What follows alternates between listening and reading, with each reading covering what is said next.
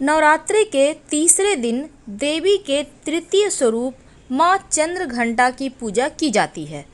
माता के सिर पर घंटे के आकार का अर्धचंद्र है और इसी वजह से इन्हें चंद्रघंटा कहा जाता है। माँ चंद्रघंटा का वाहन सिंह है और इनकी 10 भुजाएं और 3 आंखें हैं। 8 हाथों में खड्ग, बाण आदि दिव्य अस्त्र शस्त्र हैं। 2 हाथों से ये भक्तों को आशीर्वाद देती हैं और इनका संपूर्ण शरीर दिव्य आभायमान है। इनके दर्शन से भक्तों का हर तरह से कल्याण होता है और माता भक्तों को सभी तरह के पापों से मुक्त करती है।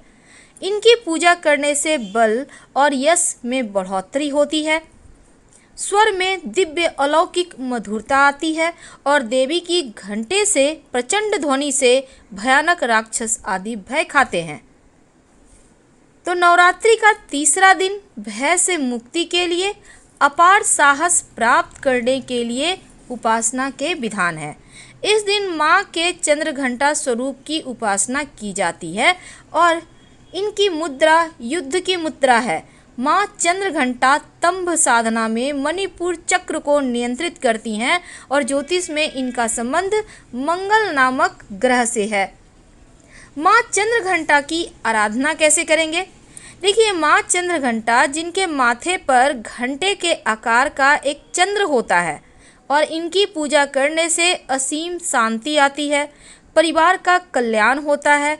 माँ को लाल पुष्प अर्पित करने का और लाल सेब गुड़ का भोग लगाने का विधान है और घंटा बजाकर पूजा करें, ढोल नगाड़े बजाकर पूजा आरती करें तो शत्रुओं की हार होगी। और इस दिन गाय के दूध का प्रसाद भी चढ़ाने का विधान है। लेकिन आइए जानते हैं विस्तार से। सुबह सुबह स्नान वगैरह करके लाल वस्त्र धारण करें। माँ को सबसे पहले तो आप एक दीपक जला लें। घी का दिया होगा, लाल धागे की बाती होगी और उसमें 2 लौंग डाल दें। माँ को लाल पुष्प अर्पित करें, लाल चंदन अर्पित करें और लाल चुनरी आज के दिन अर्पित करने का विधान है। इसके बाद दूध या दूध से बनी हुई मिठाई का माँ को भोग लगाइए और एक मंत्र है। माँ के सामने पूजा करने के समय ही प्रेम से बैठिए और फिर बोलिए। माँ का 99 मंत्र है ओम ऐं क्लीं चामुंडाय विच्चय, ओम ऐं क्लीं चामुंडाय विच्चय। इस मंत्र का खूब जप कीजिए। इस मंत्र का जप करने से भय का नाश होता है और मणिपुर चक्र मजबूत होता है। माँ चंद्रघंटा की पूजा करने से आपको साहस की प्राप्ति होती है, आपका कॉन्फिडेंस बढ़ता है, रक्त संबंधी परेशानियों से मुक्ति मिलती है, दुर्घटना से बचाव होता है, घबराहट की समस्या दूर होती है और पाचन शक्ति बेहतर होती है।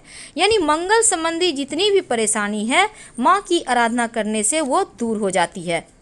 अगर कुंडली में मांगलिक दोष हो या फिर मंगल कमजोर हो जाए तब 3 पूजा यानी जिस दिन माँ चंद्रघंटा की आराधना होगी इस दिन मंगल दोष से मुक्ति पाने के लिए भी प्रयोग होते हैं।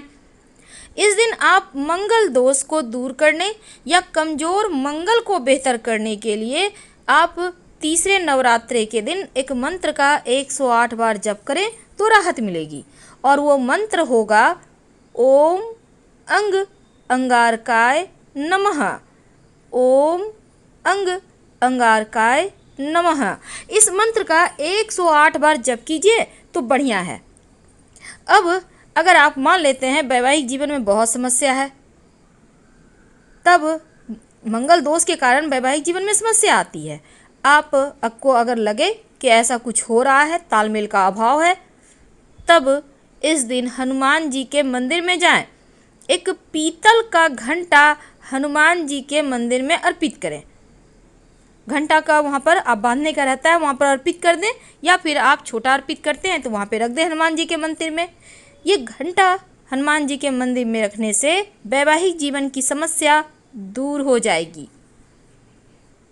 अब कभी कभी क्या होता है, जैसा कि अभी कोरोना का वक्त है तो जीवन में परेशानी चल रही है, अभी जो आपका वर्तमान जीवन है, इस समस्या से कैसे छुटकारा पाएं, भविष्य की तो बाद में देखी जाएगी, लेकिन वर्तमान में जो परेशानी है उनको दूर करने के लिए आप माँ को दूध का भोग लगाइए। सिर्फ दूध का भोग, याद रखिएगा, उसमें कुछ मत डालिएगा। एक कटोरी में दूध का भोग लगाइए माँ को और बाद में प्रसाद के रूप में सब कोई ग्रहण कीजिएगा। जीवन की सारी चिंताएं समाप्त हो जाएगी, मन शांत रहेगा। अब कई बार क्या होता है, कर्ज बहुत हो गया है और माता रानी का तीसरे स्वरूप की पूजा करने से मंगल के कारण कर्ज दोष बढ़ता है जीवन में और धन की समस्या परेशान करती है। अब आपके पास बहुत कर्ज बढ़ गया है, धन आ नहीं रहा, बहुत सारे पैसे ब्लॉक हो गए हैं। एक उपाय और आपके कर्ज की समस्या, धन की समस्या को दूर करेगा। तो क्या करेंगे? सबसे पहले तो आपको चाहिए एक पीपल का पत्ता ले आएं। एक पीपल का पत्ता, याद रखिए। अब आपको थोड़ा सा सिंदूर लेना है और थोड़ी पानी मिलाकर सिंदूर को हल्का सा गीला करें। अब पीपल के पत्ते पर चिकने हिस्से पर रिंग लिखें और ये लिखना है सिंदूर से और फिर माँ के चरणों में रख दें। बाद में इसको पर्स में या धन के स्थान पर रख लीजिएगा, बरकत होगी। तो माता रानी के पास अगर आप पीपल के पेड़ के पत्ते का प्रयोग करते हैं या पीपल के पेड़ के पास जाकर प्रयोग करते हैं तो माता रानी की कृपा से जीवन के हर परेशानी, बाधाएं समाप्त हो जाती है और आपकी समस्त मनोकामनाएं भी पूर्ण होती है। तो जो रिंग है वो बीज मंत्र है और बीज मंत्र में पूरे मंत्र का सार छिपा होता है और बीज मंत्र सबसे ज़्यादा जल्दी और चमत्कारिक रूप से प्रभाव भी देता है। इसके बाद माता रानी के चरणों में ये पत्ता रख दें, माता रानी से प्रार्थना करें। वैसे ये उपाय आप तृतीय नवरात्रा के दिन यानी माँ चंद्रघंटा की पूजा में भी कर सकते हैं, या आप मान लेते हैं इस दिन नहीं कर पाए तो किसी भी दिन, किसी भी नवरात्र में किसी भी दिन आप ये उपाय कर लीजिएगा। माँ को सबसे जो पसंद है ज़्यादा, अभी तक हमने आपको कहा दूध का भोग लगाइए, लेकिन माँ को जो सबसे ज़्यादा पसंद है और उसका अगर भोग लगाकर प्रसाद के रूप में खाते हैं तो यकीन मानिए जीवन की हर कष्ट दूर हो जाएंगे। तो पहली वस्तु है रबड़ी। रबड़ी यानी दूध को गाढ़ा करके बनाना है आपको, उसमें मीठी वस्तु जरूर डालिएगा। मिश्री थोड़ा सा रखें, एक प्लेट में सब कुछ सजा के रखें। गुड़ की डली और साबुत धनिया, वैसे आप धनिया की पंजीरी बना सकते हैं लेकिन साबुत धनिया का ही भोग लगा दें इन सभी चीज़ों के साथ। और इसके बाद जब आप पूजा वूजा कर लें तब घंटा जरूर बजाइए। आपके घर में घंटा होगा ना, तो माँ चंद्रघंटा की पूजा जब करें तो घंटा जरूर बजाना चाहिए। इससे आपकी पूजा स्वीकार हो जाती है और इस दिन का मान रहता है। अब हम एक और बात करेंगे। कई बार आप अपना मकान की प्राप्ति के लिए बहुत प्रयास करते हैं पर मकान का सुख नहीं मिलता, निर्माण कार्य अधूरे रह जाते हैं। तब एक छोटा सा प्रयोग इस दिन कीजिए। आपको चाहिए होगा सफ़ेद कागज़। सफ़ेद कागज़ का मतलब मैथ वाला कागज़ लेना है जिसमें लाइन खींचे रहती है, वो कागज़ मत लीजिएगा। और हल्दी का पाउडर।